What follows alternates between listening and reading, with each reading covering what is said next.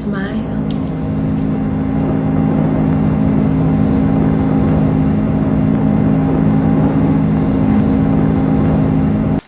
I didn't think you had it in you.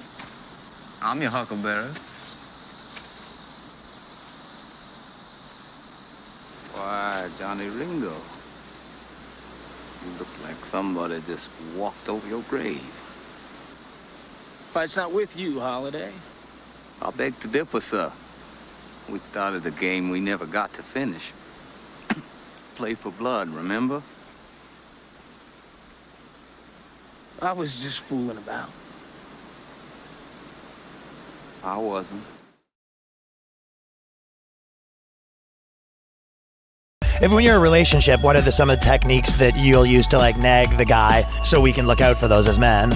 I don't know, just lower his self-esteem, I guess, calling him names or something. Because those are some of the things you've done with him in the past? Yeah, I guess. What are some of the mean things that you've said to your boyfriend even though he's doing his best? If they have like a dream or something, you know, like try to insult that to kind of like get them down, I guess. Just tell them like you're nobody, your rap career is not going to work out. What's the ultimate goal? Just to keep them in like a constant state of like depression? I guess kind of like make them doubt themselves about like who they are as a person and like their own personalities and stuff like that, I guess. Yeah. Okay, thanks. That's great. We'll watch out for that.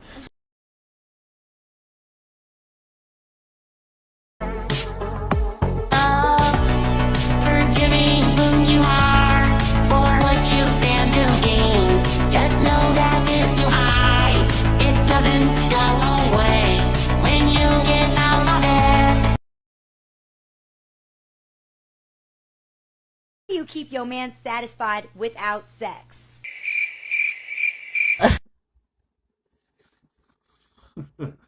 That's easy. You can't keep your man satisfied without bumping nasties. Ladies, this just is what it is. That's what we like. Just like the stuff that you like, we like what we like. Unfortunately, that is a big part of it when it comes to a man, which a lot of women seem to fail or don't understand. And put some effort into it too, because we're going to be able to tell if you're treating it like a chore, right? Or you're just not that into it. Then at that point, he will back off and be like, okay, cool. If this is how it's going to be, then I don't even want it. And then he just may eventually exiting the relationship. It's not that hard.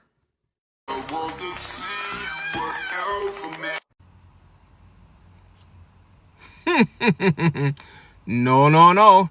I ain't going there. 'Cause you would fucking rip me apart, you fucking hypocrites. Perf girls have no idea what they actually want. 6'2". Oh, come on! Ideal celebrity body. Zac Efron. Zac Efron has been taking the... Like 8.7. Where'd the 1.3 go? You could be a little taller. Oh my god, you're not the only girl that said that. Ideal celebrity body. Zac Efron. Really? Why? Like dad bods. You like dad bods? First one of the... Ideal celebrity body. Zac Efron. Zac Efron. Everyone wants Zac Efron. Not as tall, because I'm not that tall. Definitely fit, but not massive. Ideal celebrity body. The Rock. Really?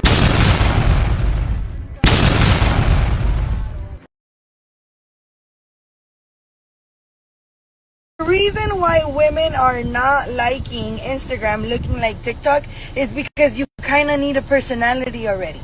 Behind every picture, you don't have shit. All you bitches think the same, dress the same, look the same, talk the same. All you bitches want to look like this little Kim K fucking style, and you guys are annoying as fuck. No personality behind you guys. So when Instagram is starting to look like TikTok, you guys don't like it because you guys just can't post a picture anymore.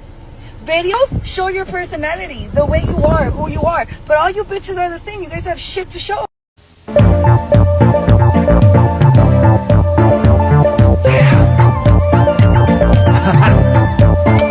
give you preferential treatment. Yeah, I give you preferential treatment. So that's that's that. And then also what I was saying earlier about property being a tool to the matrix. If you buy a $10 or $20 million property under a government, you can't piss that government off. You can't disagree with that government. You can't, if the tax authority of that government says you owe them money, you better fucking pay it. We're gonna lose a house, right? Yeah. If they say you better take an injection in your arm for the good of society, you better take your vaccine. You better put your mask on. Neighborhood therapist who thought she could save these hoes, but got her job terminated as a result. Guess you was wrong. Okay? Leave us alone. We're tired of taking y'all mess. We don't want to hear it. You trying to push the therapy thing back on us, it's because of what y'all need. We don't need y'all. We're not trying to heal from anything. We're preparing our passports to go overseas. Leave us alone. You go get therapy because you look like you kind of heated and triggered and upset and can't handle the things that life throws at you. That's not our problem. The therapist needs therapy.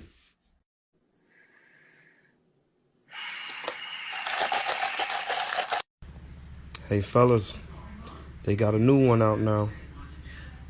Another turnoff. You can't like them too much.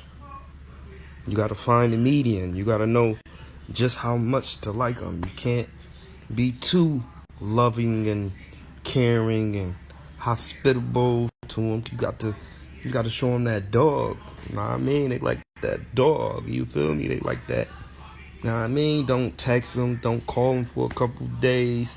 You feel me? You can't do the going all hard and all that, bro. They don't like that, bro. You gotta like slow it down.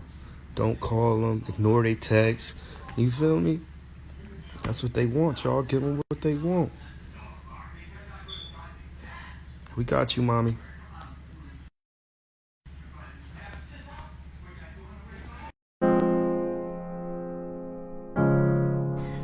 You responsible for her happiness. She not responsible for shit.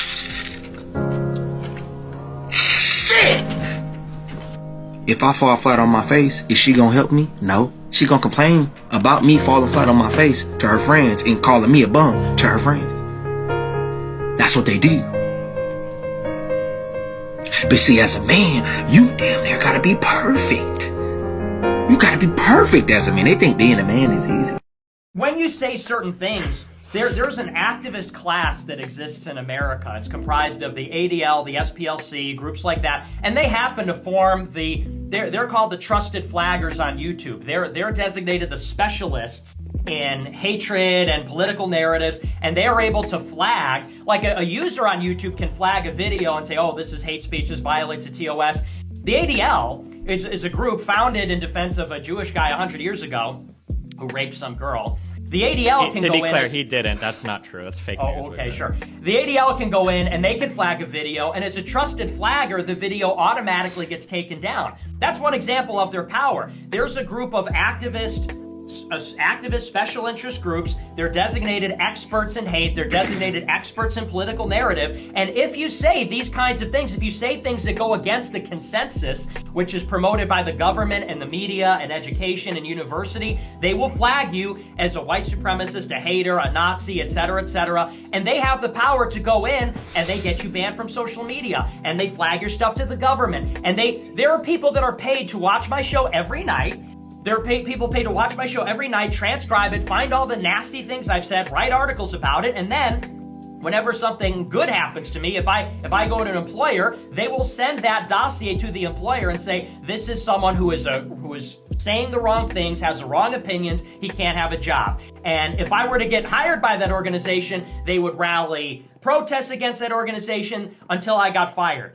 And this is something that's very real, and this is what's shaping corporate America's wokeness. This is what shapes the government's wokeness. When the Christchurch shooting happened, they formed an international consortium of telecom companies, social media companies, etc., to censor so-called white identitarian nativist, white separatist, all kinds of ideas. And who did they bring in the congressional hearings? Who did they bring in at this consortium to inform them and give them the specialized knowledge of who to censor and who to ban? They brought in the activist class. They brought in these activist organizations. That's why you have that, like, that's the basis of political censorship. So that's a big part of it.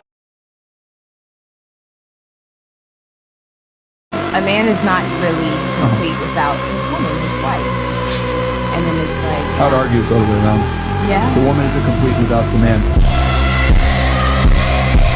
Women are creatures that are interested in people. Men tend to be more interested in things.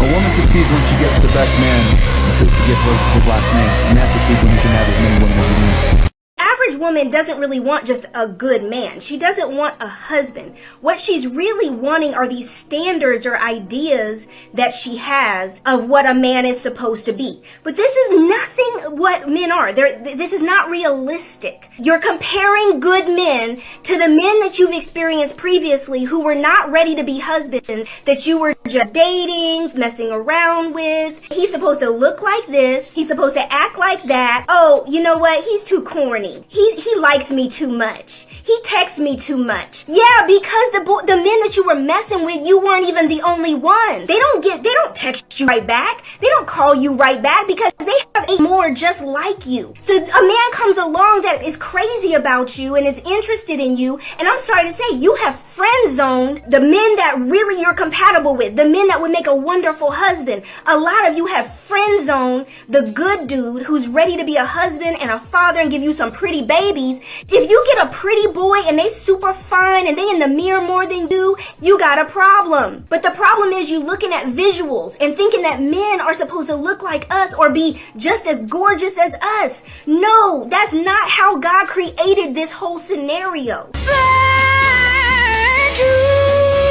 I have 2 guns, one for each of you.